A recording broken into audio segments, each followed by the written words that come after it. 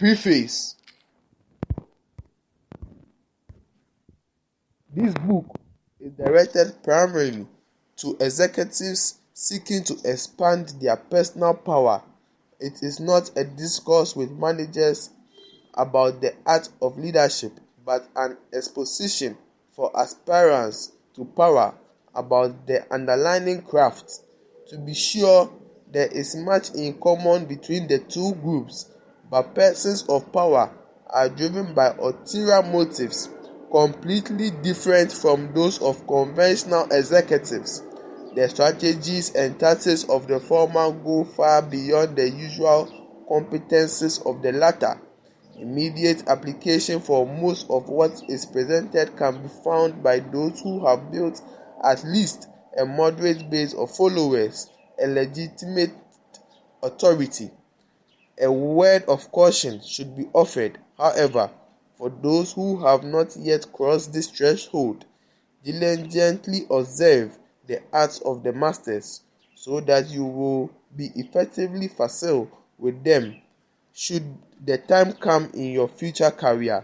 Meanwhile, be patiently prudent as you rise in the formal and informal hierarchy through non-threatening visibility and contributions to the powers that be. Do not try to fly higher than fitly fled. There is nothing more fatal for a flitling than being scooped upon by an angry hawk. Reminders will be inserted throughout this book in the form of adjustments suitable for your own particular station in the sting and tang of competition. Finally, to readers who have eschewed the path of power and find the contest unsettling, we would nonetheless recommend a clear view of the reality which they seek to transcend. Empathy always comes easier with understanding, and efforts towards the ideal become more practically productive.